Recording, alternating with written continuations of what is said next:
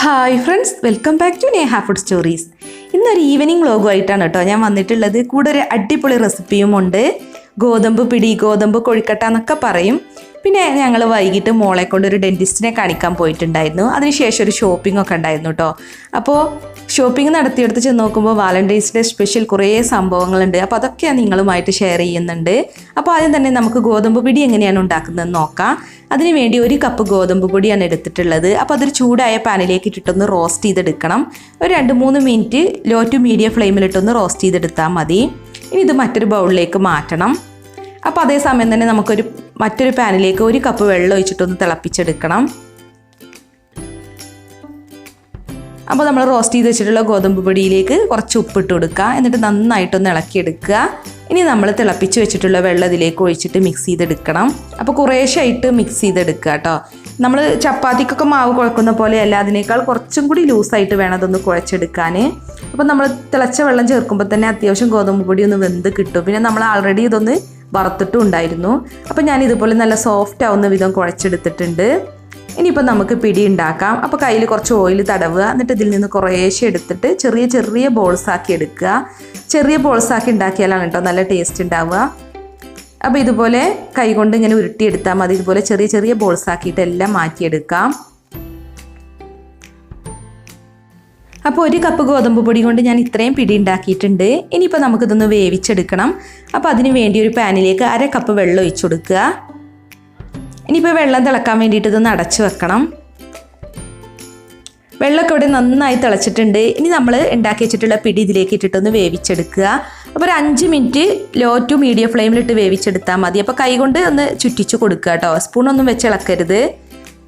അപ്പോൾ ഇത് വേവുന്ന സമയം കൊണ്ട് നമുക്ക് ശർക്കരപ്പാനി ഉണ്ടാക്കാം. അപ്പോൾ അതിന് വേണ്ടിയിട്ട് ഞാനൊരു പാനിലേക്ക് 4 അച്ച് ശർക്കര ഇട്ട് കൊടുത്തിട്ടുണ്ട്. അപ്പോൾ അതിലേക്ക് 1/2 കപ്പ് വെള്ളവും ചേർത്തിട്ടുണ്ട് കേട്ടോ. ഇനി ശർക്കര ഒന്ന് മെൽറ്റാക്കി എടുക്കണം. അപ്പോൾ പിന്നെ നമുക്ക് വേണ്ടത് തേങ്ങാപ്പാലാണ്. ഞാനിവിടെ 1.25 കപ്പ് 2ാം പാൽ എടുത്തിട്ടുണ്ട്. ഇനി ഒരു ബൗളിലേക്ക് 4 ടേബിൾ സ്പൂൺ ഗോതമ്പ് പൊടി ഇട്ട് കൊടുക്കാം. പിന്നെ ഇതിലേക്ക് കുറേശ്ശായിട്ട് നമ്മൾ എടുത്തു വെച്ചിട്ടുള്ള തേങ്ങാപ്പാൽ ഒഴിച്ച് മിക്സ് ചെയ്തെടുക്കുക. ഈ തേങ്ങാപ്പാൽ കട്ടയൊന്നും കൂടാതെ നന്നായിട്ട് മിക്സ് ചെയ്തെടുക്കണം.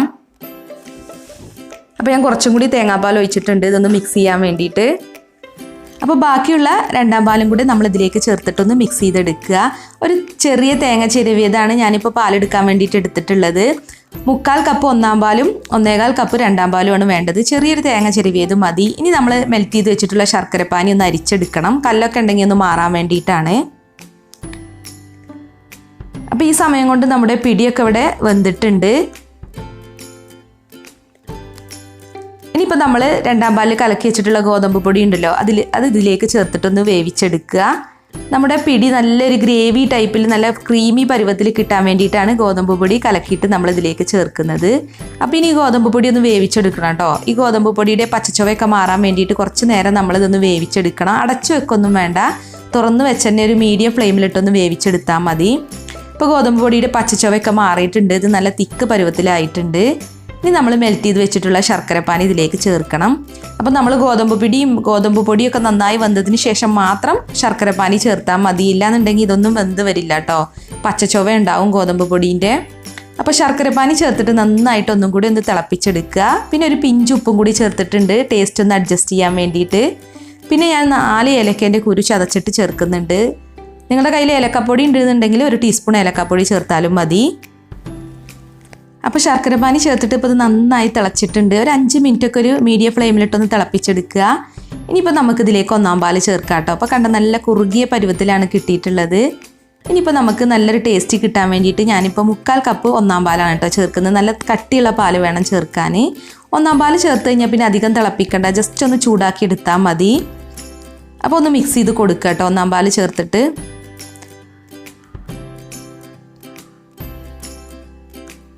അപ്പോൾ ഇതിവിടെ ചൂടായിട്ടുണ്ട്. ഇനിയിപ്പോൾ നമുക്ക് ഫ്ലെയിം ഓഫ് ചെയ്യാം. കണ്ടില്ലേ, നമ്മുടെ ഗോതമ്പ് പിടി ഇവിടെ അടിപൊളിയായിട്ട് വന്നിട്ടുണ്ട്. നല്ല ടേസ്റ്റ് ആയിരുന്നു കേട്ടോ. നല്ല ടേസ്റ്റുള്ളൊരു ഗോതമ്പ് പിടി തന്നെയായിരുന്നു.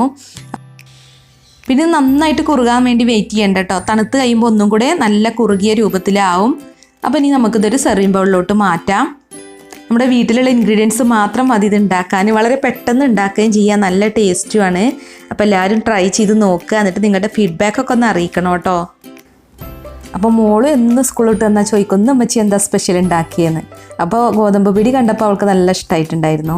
പക്ഷേ ഋഷുവിന് അതിനോടൊന്നും വലിയ താല്പര്യമില്ല കേട്ടോ. അവന് സ്കൂളിൽ വിട്ട് വന്നു കഴിഞ്ഞാൽ നമ്മൾ ബ്രേക്ക്ഫാസ്റ്റ് എന്താ ഉണ്ടാക്കിയത് തന്നെ വേണം. അപ്പാണെങ്കിൽ അപ്പം, അതുപോലെ പുട്ട്, നൂൽപുട്ട്, അവന് അതിനൊക്കെയാണ് താല്പര്യം. അല്ലാതെ ഞാൻ ഉണ്ടാക്കുന്ന സ്നാക്സോ റെസിപ്പിയൊന്നും അതിനോടൊന്നും അവന് വലിയ താല്പര്യമില്ല. രാവിലെ ബ്രേക്ക്ഫാസ്റ്റിന് മസാല ദോശയായിരുന്നു ഉണ്ടാക്കിയത്. അപ്പോൾ അതിൽ മസാലയും ദോശയും ബാക്കി ഉണ്ടായിരുന്നു കേട്ടോ. അപ്പോൾ അതാണ് കുട്ടികൾ കഴിച്ചത്. പിന്നെ കുറച്ച് മമ്പയർ വരട്ടിയതും ഉണ്ടായിരുന്നു. അപ്പോൾ രണ്ടാളും നല്ല ഹാപ്പിയാണ്. ജാംജൂമിൽ ഷോപ്പിങ്ങിന് പോകണം. അതുപോലെ മോളെ ഡോക്ടറെ അടുത്ത് കാണിക്കാനുണ്ടായിരുന്നു കേട്ടോ. അവളെ പല്ലിന് ചെറിയൊരു കേടുണ്ട്. അപ്പോൾ ഡെൻറ്റിസ്റ്റിൻ്റെ അടുത്ത് പോയിട്ടുണ്ടായിരുന്നു. അപ്പോൾ ഇന്ന് ചെല്ലാനാണ് പറഞ്ഞത്, റൂട്ട് കനാൽ ചെയ്യാൻ വേണ്ടിയിട്ട്. അപ്പോൾ ഞങ്ങൾ അതിന് ശേഷം ഡെൻറ്റിസ്റ്റിനെ കാണാൻ പോയി. അപ്പോൾ അവിടെ ഉള്ളൊരു അക്വേറിയാണ് കേട്ടോ. അത് നല്ല ഭംഗിയുണ്ടായിരുന്നു കാണാൻ. അപ്പോൾ ഞങ്ങൾ ബുക്ക് ചെയ്തിട്ട് തന്നെയാണ് ചെന്നത്. പക്ഷെ നല്ല തിരക്കായിരുന്നു. അതുകൊണ്ട് അവിടെ നിന്ന് ഇറങ്ങാൻ കുറേ വൈകി. അപ്പോൾ ഫസ്റ്റ് സ്റ്റേജ് ചെയ്തു റൂട്ട് കനാലിന് വേണ്ടിയിട്ട്. ഇനി പിന്നെ അവർ 18-ാം തീയതിയാണ് ചെല്ലാൻ പറഞ്ഞത്. അപ്പോൾ മോൾക്ക് നല്ല പേടിയൊക്കെ ഉണ്ടായിരുന്നു ചെയ്യുമ്പോൾ. അപ്പോൾ അതിന് ശേഷം ഞങ്ങൾ പിന്നെ ജാംജൂമിൽ പോയി. ഇത് പെരിന്തൽമണ്ണയാണ് കേട്ടോ ഈ ജാംജൂം ഉള്ളത്. അപ്പോൾ വീക്കിൽ വേണ്ടിയിട്ടുള്ള പർച്ചേസൊക്കെ ഉണ്ടായിരുന്നു. അപ്പോൾ ഞങ്ങൾ ഒരു 8:30-9 മണിയൊക്കെ ആയിട്ടുണ്ട് അവിടെ എത്തിയപ്പോൾ. അപ്പോൾ അവിടെ വാലൻറ്റൈൻസ് ഡേ സ്പെഷ്യൽ സ്റ്റേജൊക്കെ ഒരുക്കിയിട്ടുണ്ടായിരുന്നു. വാലൻറ്റൈൻസ് ഡേ സ്പെഷ്യൽ കപ്പിൾ കോണ്ടെക്സ്റ്റിന് വേണ്ടിയിട്ടാണ് അവർ സ്റ്റേജൊക്കെ റെഡിയാക്കിയിട്ടുള്ളത്. അപ്പോൾ കപ്പിൾസ് അവിടെ നിന്നിട്ട് സെൽഫി എടുക്കുക, എന്നിട്ട് അവർ തരുന്ന നമ്പറിൽ സെൻഡ് ചെയ്യുകയാണെങ്കിൽ തിരഞ്ഞെടുക്കുന്ന 3 കപ്പിൾസിന് ഗിഫ്റ്റൊക്കെ ഉണ്ട്. അപ്പോൾ ഋഷു എന്നത്തെയും പോലെ ജാംജൂമിൽ ചെന്ന് കഴിഞ്ഞാൽ കാർ എടുക്കും, എന്നിട്ട് 2 റൗണ്ട് ഓടിക്കൂട്ടോ. 100 രൂപയാണ് അതിന് ചാർജ്. അത് എന്നും പതിവുള്ളതാണ്. ഇനി പതിവാ ഒന്നും വേണ്ടാന്ന് പറഞ്ഞാൽ അവൻ കരച്ചിൽ തുടങ്ങും. പിന്നെ ഞങ്ങളും കപ്പിൾ സെൽഫി എടുത്തിട്ടുണ്ടായിരുന്നു കേട്ടോ. അപ്പോൾ അതിൻ്റെ ഫോട്ടോ ലാസ്റ്റ് ഇടാം. വെറുതെ രസത്തിന് വേണ്ടി ചെയ്തതാണ്. അധികം തിരക്കൊന്നും ഇല്ലാത്തതുകൊണ്ടാണ് കേട്ടോ അങ്ങനെ ഫോട്ടോ ഒക്കെ എടുക്കാൻ നിന്നത്. അല്ലെങ്കിൽ എനിക്ക് ഭയങ്കര മടിയാണ് അങ്ങനെയൊക്കെ ഫോട്ടോസൊക്കെ എടുക്കാൻ. ഒരു വീക്കിലേക്കുള്ള പർച്ചേസാണ് കേട്ടോ അപ്പോൾ ചെയ്യുന്നത്. വീട്ടിൽ ആവശ്യമുള്ള സാധനങ്ങളുടെ ലിസ്റ്റ് ഇട്ടിട്ടാണ് ഞാൻ പോകുന്നത്. അല്ലാന്നുണ്ടെങ്കിൽ ചിലപ്പോൾ അവിടെ എത്തുമ്പോൾ മറന്നു പോകും. പിന്നെ ഓഫറുള്ള സാധനങ്ങളൊക്കെ നോക്കി എടുക്കാറുണ്ട് കേട്ടോ. നമുക്ക് ആവശ്യമുള്ള സാധനങ്ങൾക്ക് ഓഫർ ഉണ്ടെങ്കിൽ അതാണ് എടുക്കാറ്. അപ്പോൾ ഞാനിപ്പോൾ പാൽപ്പൊടി അമൂലിൻ്റെയാണ് എടുത്തത്. കാരണം അതിന് 30 രൂപ ഓഫ് ഉണ്ടായിരുന്നു. പിന്നെ തിരക്ക് കുറവായതുകൊണ്ട് തന്നെ പെട്ടെന്ന് പർച്ചേസ് ചെയ്ത് പോരാനായിട്ട് പറ്റിയിട്ടോ. അപ്പോൾ മിൽമയുടെ ഒരു ബോട്ടിൽ നെയ്യ് എടുത്തു. പിന്നെ ഋഷുവിന് പപ്പടം ഭയങ്കര ഇഷ്ടമാണ്. അപ്പോൾ അവൻ തന്നെ പപ്പടം എടുത്ത് തരുന്നുണ്ട് കേട്ടോ, പപ്പടം വാങ്ങുക അറിഞ്ഞാണ്ട്. പിന്നെ മെയിനായിട്ട് വെജിറ്റബിൾസ് ആയിരുന്നു വാങ്ങാനുണ്ടായിരുന്നത്. പിന്നെ എന്നത്തെയും പോലെ തന്നെ 2 പേരും ചോക്ലേറ്റിൻ്റെ അവിടെ നിന്ന് കൺഫ്യൂഷൻ അടിക്കുന്നുണ്ട്, ഏത് വാങ്ങണം. അവസാനം ഋഷു ഒരു ചോക്ലേറ്റ് എടുത്തിട്ടുണ്ട്. പിന്നെ അവന് വീട്ടിൽ നിന്ന് പോന്നപ്പോൾ തന്നെ പറഞ്ഞിട്ടുണ്ടായിരുന്നു കളർ ബുക്കും കളറും വാങ്ങണമെന്ന്. അപ്പോൾ കളർ ബുക്ക് നോക്കിക്കൊണ്ടിരിക്കുകയാണ്. പക്ഷെ അവ കളർ ബുക്കല്ല നോക്കുന്നത്, ബാലരമ എന്തോ ആണ് തോന്നുന്നുണ്ട്. അപ്പോൾ ഞാൻ പറഞ്ഞു കൊടുക്കുന്നുണ്ട് താഴെയുണ്ട് കളിക്കൊടുക്കാന്ന്. പക്ഷെ അവൻ അതൊന്നും മെയിൻ ചെയ്യുന്നില്ല. അവൻ നല്ല തെരച്ചിലാണ്. അപ്പോൾ സ്ഥിരമുള്ളതാണ് ഇതുപോലെ കളർ ബുക്കും കളറും ഒക്കെ വാങ്ങൽ. ജാംജൂമിലെത്തിയ മെയിനായിട്ട് അവൻ അതിനാണ് ഫോക്കസ് ചെയ്യുക. പിന്നെ ചോക്ലേറ്റ്, ഐസ്ക്രീം. അപ്പോൾ അതുകൊണ്ട് തന്നെ വീട്ടിൽ സൺഡേസൊക്കെ ഫ്രീ ആയിരിക്കുമ്പോൾ ജാംജൂം പോവുക എന്നാണ് 2 പേരും പറയുക. അപ്പോൾ അവർക്ക് ഇഷ്ടമുള്ളതൊക്കെ അവർക്ക് തന്നെ എടുക്കാമല്ലോ. അപ്പോൾ ഞങ്ങൾ സാധനങ്ങളൊക്കെ എടുത്ത് ബില്ലാക്കി. പെട്ടെന്ന് തന്നെ ബില്ലാക്കി കിട്ടി, കാരണം തിരക്ക് കുറവായതുകൊണ്ട്. പിന്നെ അതിന് ശേഷം ഞങ്ങൾ അവിടെ നിന്ന് ഇറങ്ങിയിട്ട് നമ്മുടെ വാലൻറ്റൈൻസ് ഡേ സ്റ്റേജ് ഉണ്ടല്ലോ, അവിടെ നിന്ന് കുറച്ച് ഫോട്ടോസൊക്കെ എടുത്തു. കപ്പിൾ കോണ്ടെക്സ്റ്റിന് പങ്കെടുക്കാൻ വേണ്ടിയിട്ട് ഞാനൊക്കെയും കൂടി ഒരു സെൽഫി എടുത്തിട്ടുണ്ടായിരുന്നു കേട്ടോ. അപ്പോൾ അതിൻ്റെ ഫോട്ടോ ലാസ്റ്റ് ഇടാം. അപ്പോൾ മോളും ഋഷുവൊക്കെ കുറേ ഫോട്ടോസൊക്കെ എടുത്തു. അതിന് ശേഷം പിന്നെ ഞങ്ങളൊരു 9:45-10 മണിയൊക്കെ ആയിട്ടുണ്ട് അവിടുന്ന് മടങ്ങി വീട്ടിലേക്ക്. അപ്പോൾ അത്രയേ ഉള്ളൂ കേട്ടോ ഇന്നത്തെ നമ്മുടെ സ്പെഷ്യൽ വ്ളോഗ്. അപ്പോൾ ഒട്ടും പ്രതീക്ഷിക്കാതെ ഒരു വാലൻറ്റൈൻസ് ഡേ സ്പെഷ്യൽ വ്ളോഗ് തന്നെ ചെയ്യാൻ പറ്റി. അപ്പോൾ നിങ്ങൾക്ക് ഇന്നത്തെ ഞങ്ങളുടെ വ്ളോഗും റെസിപ്പിയൊക്കെ ഇഷ്ടമായെന്ന് കരുതുന്നു. അപ്പോൾ വീഡിയോ ഒക്കെ കണ്ടിട്ട് ഇഷ്ടമായിട്ടുണ്ടെങ്കിൽ ലൈക്ക് ചെയ്യുക, ഷെയർ ചെയ്യുക. അതുപോലെ നിങ്ങളുടെ വിലയേറിയ അഭിപ്രായങ്ങളൊന്ന് കമൻറ്റ് ചെയ്യണം കേട്ടോ. പിന്നെ നമ്മുടെ ചാനൽ സബ്സ്ക്രൈബ് ചെയ്യാത്തവരുണ്ടെങ്കിൽ ഒന്ന് സബ്സ്ക്രൈബ് ചെയ്ത് സപ്പോർട്ടും കൂടി ചെയ്യണേ. അപ്പോൾ മറ്റൊരു അടിപൊളി റെസിപ്പീസുമായി നമുക്ക് വീണ്ടും കാണാം. താങ്ക്